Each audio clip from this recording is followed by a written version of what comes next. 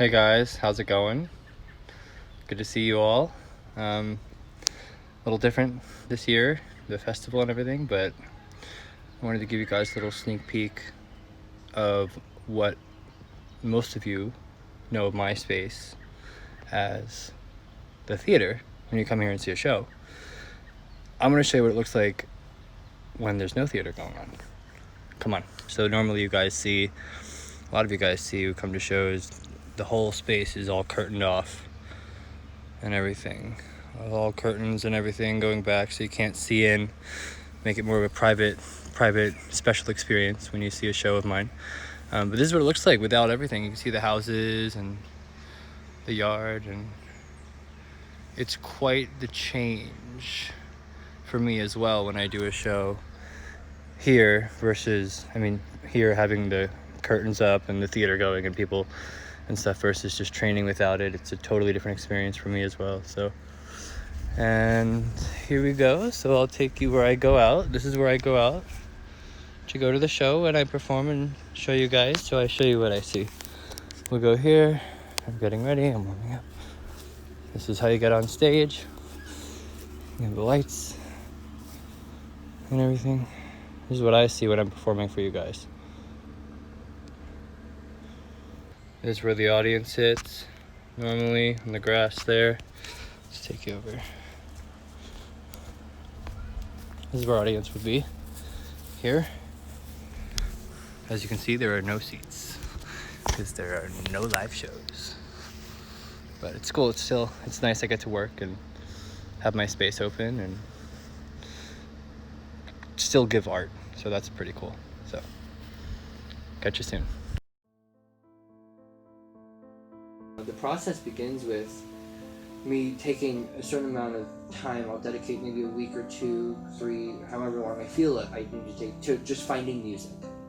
And finding that music is really important, obviously, because that's what, what I perform to. But when I find the right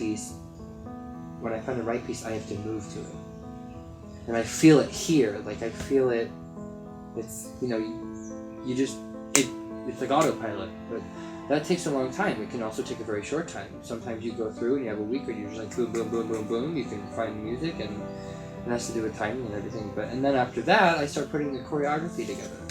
I'm thinking about, how this would fit here, what I feel, maybe how the opening would go. Maybe I want a slower opening, maybe I want more of a bigger opening if it's a high energy piece. You have to think about those things. You also have to think about how an audience takes it as well, because it's not just you. Obviously, yes, it's you performing, but you're giving it to people, and you have to care a certain amount, but you also have to not care a certain amount. You have to be vulnerable. And I think as an artist, that's the hardest thing for us to do as, artists who are solo right now, freelance, is to be vulnerable, but it's also the most beautiful thing, because when you give vulnerability, you give yourself. So that's how the process is created, and I like to stay true to that because I put myself in my art, and that's important to me. Where you perform has a lot to do with the venue, and the venue has a lot to do with I know they're the same thing, but my venue is actually in my backyard, which I really like. It's kind of my home base. I actually grew up here on this property. I kind of see it as a place where all my dreams are able to come true.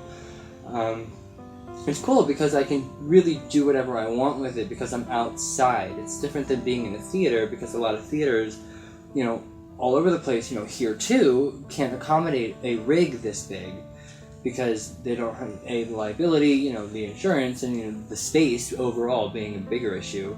But it's nice to have the rig, and it's also portable. I can break it down and take it wherever I want to. So that's nice to be able to have that in my home base, and it's kind of a little bit of comfort from both angles. It opens a lot of doors for me, definitely, when you go from a limiting space that you are confined to with a bunch of rules and, liabilities and, insurance and all those things that come in with working in a theater, which is beautiful. And I do miss being in a theater right now.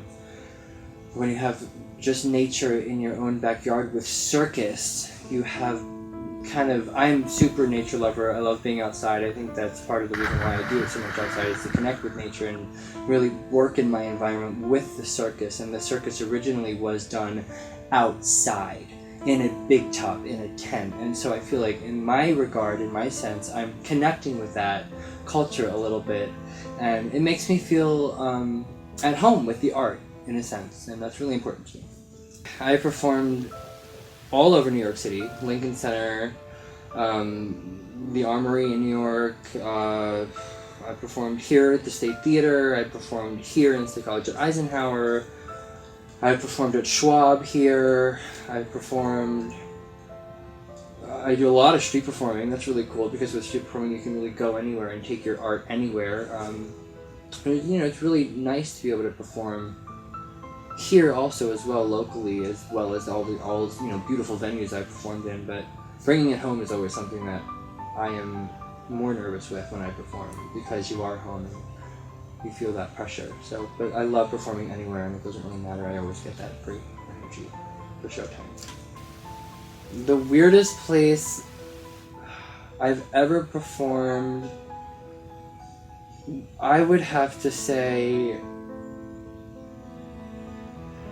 in Michigan. We were in Traverse City, my company and I, and it was a really cool place, but it was really small and it was kind of in the middle of everything, and it was really, really beautiful, but it was very odd because people were very close. So we were in Traverse City, we were right on the strip. It was awesome, I had a great time, long day, wonderful day.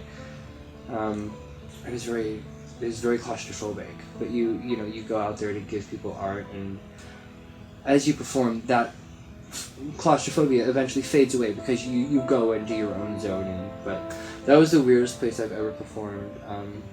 Another weird place I was downtown, actually, on the other side of, right across from Dunkin' Donuts, that the science building, and those steps. I did a photo shoot there, so that was doing stuff on the steps, so that was pretty cool. I want them to appreciate the art form for themselves. I want them to find, I want them to have their own sense of self-worth for the art. I want them to believe in themselves. And I also want them to believe in these small places like State College, where it's so small. In my eyes, anything is possible. I'm bringing circus here, and that's very important to me. And I also want the younger generation to remember that no matter where you go or where you come from, your dreams still matter. And you can do them wherever you believe they matter. And growing up, that's what I've been taught. And that's very important to me because that's how I live day to day. I still have dreams. I still have big dreams. There's still a lot I want to accomplish, but I want the younger generation to remember that it doesn't matter how old you get, a dream is still worth as much as it was when you first came up with it. They got me here by just being really supportive and loving me and nurturing my dreams. And I am adopted, so that part's cool. You don't know where you come from, but always you have the support system and the love, and I have always grown up with that. I've always had the support from my parents. People always say if I was their biological kid, I wouldn't necessarily be this way, but you never know. Nature versus nurture is a big thing because I'm very close with them and I relate to them a lot. But they just gave me support and love, and they never gave up on me, and they never said no. They always said think about it, and they always said do it, but they never said no. And they got my back, and I really, really thank them for that. So, being home is great. I'm with my family. We're safe. We're healthy. We're doing as best as we can to stay that way. Training at home is really great. It's comforting. You're there. You're home. But being in State College with the virus is difficult because as you build your community of art, you meet people and you do shows and you communicate with people through art and everything. And to a certain degree, you have to do that for media's sake and everything. But then you get to physically work with people, and that's the exciting part. And right now we can't do that, which is really hard. But being able to give this type of art and having, being able to express this type of stuff to you and show you my world, if you will, is also really cool because now I'm sharing with you guys the things that people don't see. And so that's really important. So being able to give that is very special right now.